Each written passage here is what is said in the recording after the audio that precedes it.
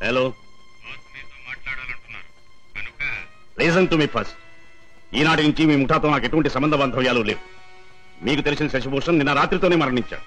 ఈ రోజు నుంచి కొత్త శశిభూషణ్ కొత్త జీవితం మొదలెడుతున్నాడు. బెదిరించినా భయపెట్టినా లాభం లేదు. నన్ను వదులుకోండి, నన్ను మర్చిపోండి. ఇవే నా పాత జీవితానికి ఆఖరి మాట. బాయ్.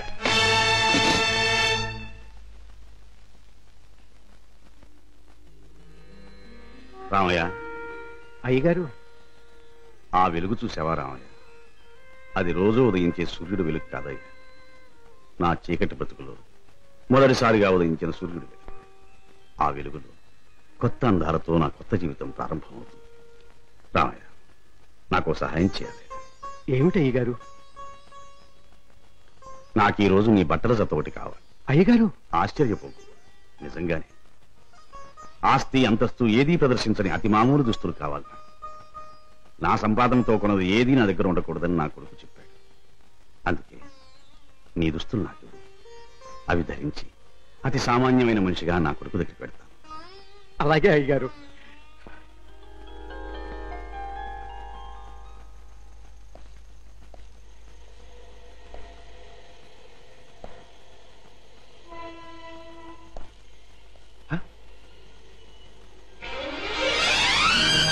రాజా! డాడీ, నా కోసం వస్తున్నారా?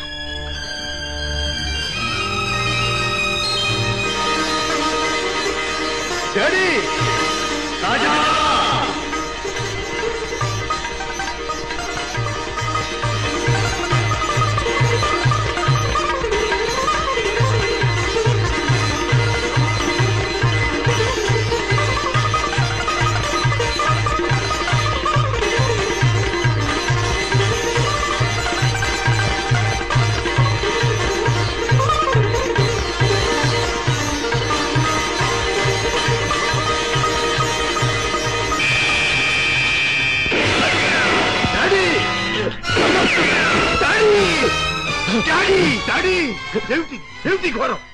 మై డియర్ సన్, దారి తప్పిన మనిషి ముగింపు ఇలా దారుణంగా ఉంటుందని నాకెప్పుడో తెలుసు. డాడీ! రాజా, జీవితంలో అన్నీ పోగొట్టుకున్నవాణ్ణి. నాకు మిగిలిందల్లా నువ్వు ఒక్కడివి. నీకు దూరమై ఒంటరిగా బ్రతకడం కంటే మంచివాడుగా మారి ఇలా మరణించడమే మంచిదనుకున్నా. డాడీ! ఎవరు ఎవరు మిమ్మల్ని దెబ్బతీసింది? ఎవరు? నా మాటలు విని మారిపోయి వస్తున్న మిమ్మల్ని చంపడానికి ప్రయత్నించింది ఎవరు? ఎవరు డాడీ? ఎవరు? చెప్పలేను. రాజా, రాజా, మొదటిసారిగా మీకోసం నేను తప్పు చేశాను.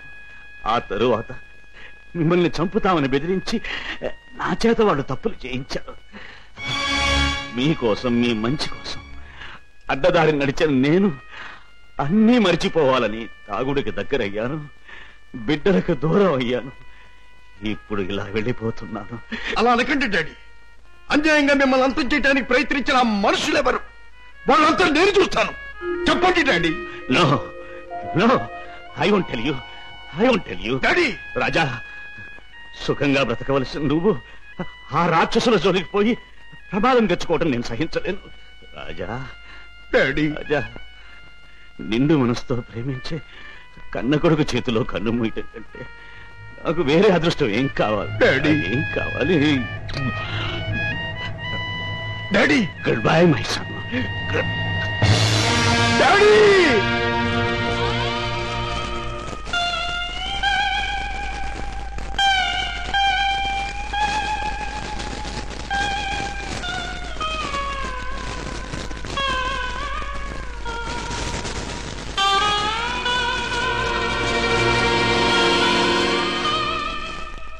డాడీ, మీ చావుకు కారకులెవరో మీరు చెప్పకపోవచ్చు, కానీ నేను తెలుసుకుంటాను.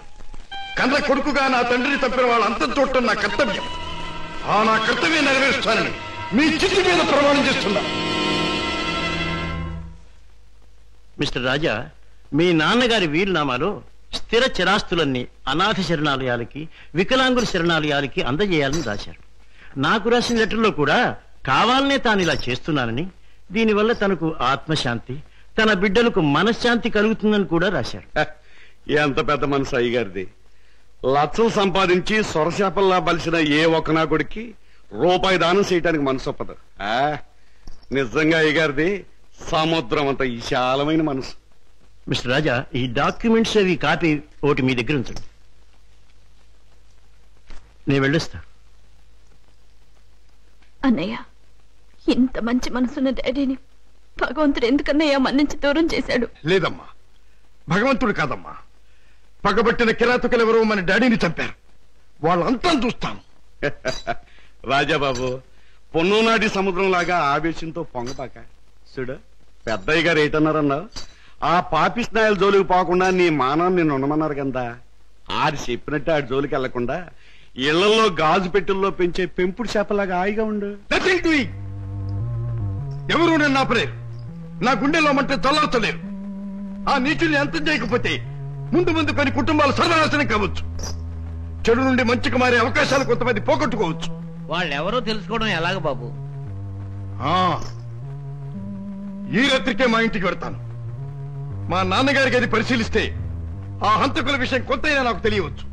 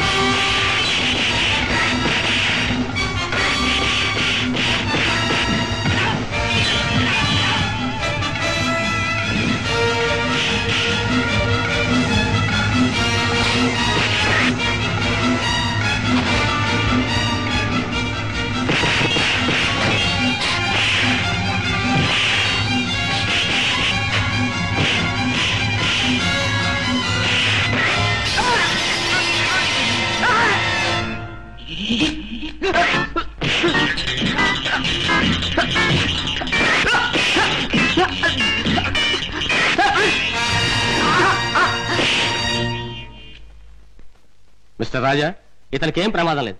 రేపు ఉదయానికి కళ్ళు తెరిచి మాట్లాడగలిగే స్థితిలో ఉంటాడు. Thank you doctor. With your permission ఈ రాత్రికి నేను ఇక్కడే ఉంటాను. అలాగే మిస్టర్. ఓకే. నెక్స్ట్. అన్నయ్య, ఏం జరిగింది అన్నయ్య? ఇక్కడి నుంచి ఫోన్ రాగానే నీకే ప్రమాదం జరిగిందని నేను కంగారు పడ్డాను. మరేం పర్వాలేదమ్మా. డాడీ చావు కారకులెవరో తెలుసుకుందామని మన ఇంటికి వెళ్లి ఆధారాల కోసం వెతుకుతున్నాను. ఇంతలో హఠాత్తుగా ఇద్దరు రౌడీలు నా మీద పడి చంపడానికి ప్రయత్నించారు. పాపం, వాళ్ళ కోరిక తెలియదు. బావా, మీరు ఆ ముఠా విషయం మర్చిపోతే మంచిదేమో. వాళ్ళని పట్టుకునే ప్రయత్నంలో మీకు ఏదైనా ప్రమాదం జరిగితే? కిషోర్, వాళ్ళు బయటపడే సమయం దగ్గర పడింది. అదిగో ఆ మంచం మీద స్పృహ లేకుండా పడి ఉన్నాడే, ఆ వ్యక్తి ఆ ముఠాకి చెందినవాడే. రేపు ఉదయానికి కళ్ళు తెరుస్తాడు. వాడి ముఠా వివరాలు హరికథ చెప్పినట్టు చెప్తాడు. ఏదేమైనా ఇక ముందు ఆ గొడవలకి వెళ్ళకన్నయ్యా. పిచ్చి తల్లి, కంగారు పడకమ్మా, వెళ్ళిరా. వస్తాం బావా. నాతో ఎప్పుడు ఏ అవసరం వచ్చినా ఫోన్ చేయి. Thank you. చలో మేనల్లుడు, చలో. టాటా. వస్తానయ్యా. అలాగే.